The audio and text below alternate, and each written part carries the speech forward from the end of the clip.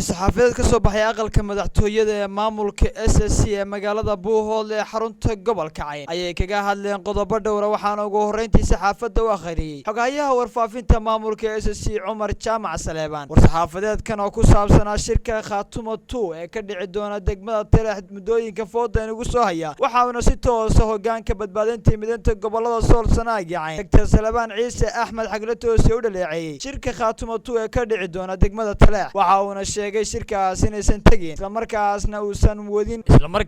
uusan wadan dan iyo arrimaha lagu mideynayo deegaamada Sool Sanaag Cayn sidoo kale waxa uu ga digay hoggaanka badbaadinta midanta gobolada Dr. Saleebaan Ciise Axmed Xaglatoosi khatarta uu keeni karo shirkaasi isagoo ku dhaleeceeyay shacabkiisa qiimaha iyo qadarinta mudan inaysan shirkaasi ka qayb galayn maanta oo taariikhdu tahay 27 November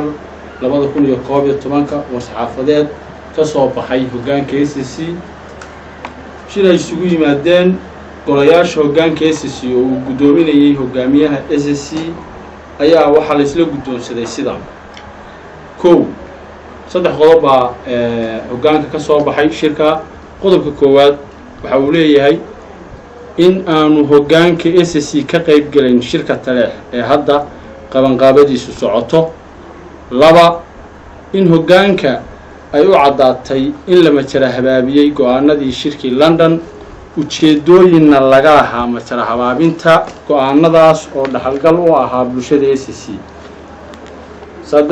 hoggaanka SSC waxa uu ugu baaqayaa dhammaan isimada cuqaasha jaaliyadaha iyo dhammaan shacabka SSC in ay ka digtoonaadaan qorshayaasha shirqool ee loo maleegayo shacabka SSC wabillahi tawfiiq saxaafadeedku saddexda qodob ka koobnaa sidaas ayaanuna ugu soo gudbinay warbaahinta maanta oo taariikhdu tahay 27 November waa salaamantiin afhaye adigu waxa tahay xogayaha warfaafinta maamulka SSC Cumar Jaamac Saleebaan maxay tahay sababta aydan uga qayb galeen shirka London waayo hadda ka hor hoggaanka maamulka SSC wuxuu ka qayb galay shirkii hore ee ka dhacay magaalada London ee caasimadda dalka Ingiriiska shirkaas oo waxyaabo badan la isku wada hadlay isla markaasna ay ku heshiiyeen ururka NSUM iyo maamulka SSC wada uu sanadka cadeyn heshiiska dhexmaray maamulka SSC iyo ururka NSUM maxaa sababay in shirka labaad ee lagu qabanayo gudaha dalka gaar ahaan magaalada degmada Taleex aydan ka qayb galeen waad mahadsan tahay hoggaanku waxa uu ka qayb galay shirkii London 22 ilaa 24 April go'aanadii shirka ka soo baxayna wuu saxeexay go'aanadaas waxay ahaayeen go'aano dhaxalgal u ah bulshada SSC iyo gudiyadii ka soo baxay halkaasba arintaa wax badan baa hoggaanku taageeray waxa hoggaanka u cadaatay in markii shirkaasi uu dhammaaday fulinta go'aanadii laga qayb qaatay in aan go'aanadu fulin taas oo hoggaanku uu u tirinayo in ay arintaa qayb ka qaateen xubno ka qayb galay shirkii isla markaana la socday howlaha gudiyadu in ay arintaa sabab u haayeen in isfaham waa wada shaqayn u dhaco wax badan ayaa hoggaanku waxa uu raadiyay in isfaham uu ka dhaco sidii loo fulin lahaa qodobadii oo ay kadib arintaasi waa fuli weyday hoggaanku tanaasulaad badan ayuu ka sameeyay in ay la isu dulqaato gabagabadii waxa cadaatay oo hoggaankii u cadaatay dhinacyadii kale ee hawsha wax ka waday in aanay talana diyaar u ahayn hoggaankiina wada shaqayntii ay ka goosteen ballamo badan iyo xiriir badan oo aan la samaynayna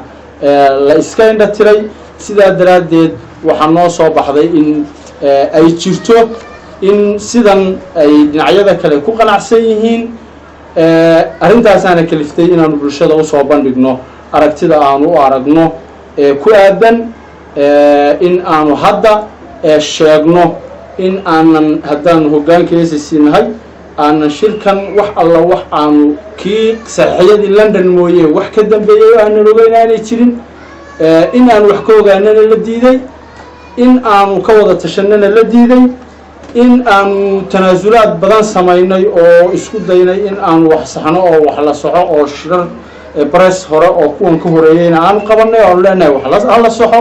arrimahaas oo dhan markii ay ku dhammaadeen in aan wax haba yaraatee tanaasula laga samaynayn, waxa annaga noo caddaatay in ujeeddooyin laga leeyahay, sidaana aan ku soo saarnay qodobadan ay ugu horeyso hoggaanka ACC inaanu shirka ka qayb gelin hadda qabanqaabadii socoto. xogayo warfaafinta maamulka ACC Cumar Jaamac Salaaban, adiga ma wax aragtiya ma ka hesheen ama maba la xidhiidheen ba xubnaha guddida qabanqaabada shirweynaha Khaatumo 2 ee hadda wada qabanqaabada shirweynaha Khaatumo 2 ee ka dhici doona degmada Taleex, ama wax wara ma la yeelateen ba maamul ahaan idinku? ها waan la yeelanay shirar baa dhacay gruubo hawlaha ka shaqeynaya waxa aanu ballamo fara badan ay noogu soo warcelinayaan, wax badan baanu warcelintii ka warsugnay.